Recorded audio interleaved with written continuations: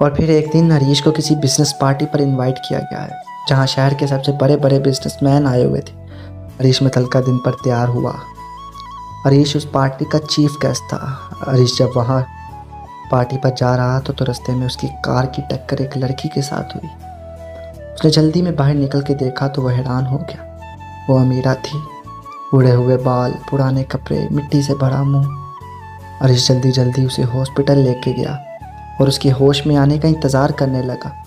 वो न चाहते हुए भी अमीरा के लिए खुदा के आगे हाथ उठा रहा, दुआएं मांग रहा था कि ऐ खुदा उसको जल्द से जल्द होश आ जाए। पार्टी स्टार्ट होने में अभी 2 घंटे थे, इसलिए हरीश ने डिसाइड किया था कि वो अभी हॉस्पिटल ही रहेगा। तकरीबन आधा घंटा हॉस्पिटल में गुजारने के बाद उसे वो खबर मिल ही गई जिसका वो इंतज़ार कर रहा था। अमीरा को होश आ चुकी थी। डॉक्टर ने हरीश को कहा कि अब आप जाकर उसे मिल सकते हैं। हरीश भागा भागा गया और जैसे ही वो दरवाजे से दाखिल हुआ, अमीरा ने हरीश को देखा तो रोना शुरू हो गई। हरीश पास आया तो अमीरा हाथ जोड़कर हरीश से माफ़ी मांगने लगी कि मैंने बहुत बुरा किया था तुम्हारे साथ, मुझे सज़ा मिल गई है, मुझे मेरे गरूर की सज़ा मिल गई है, तुम प्लीज़ मुझे माफ़ कर दो। हरीश ने कहा कि हुआ क्या तुम्हें और ये ऐसी हालत क्यों बना ली तुमने। अमीरा ने फिर अपनी कहानी बताना स्टार्ट की। बोला कि मेरे बाबा का एक एक्सीडेंट में डेथ हो गई।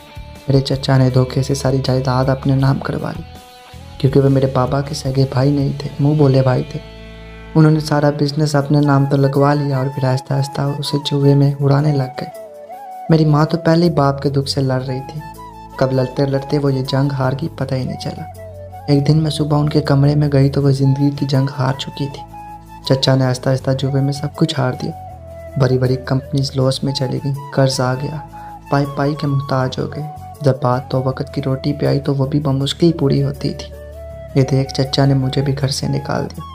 बोला कि खुद कमाओ खुद खाओ, और फिर तब कि मैं गलियों में भीख मांग कर गुजारा कर रही। उस दिन मुझे एहसास हुआ कि मैंने गलत किया था तुम्हारे साथ।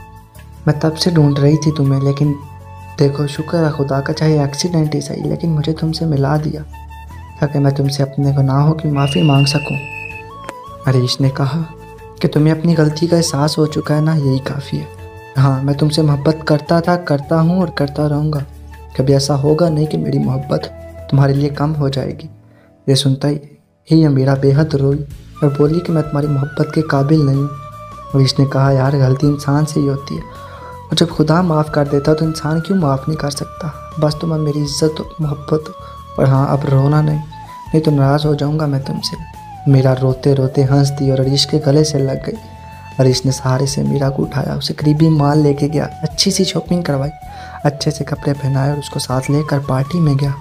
वहाँ जाते ही सब लोगों ने पुरजोश तरीके से हरीश का वेलकम किया।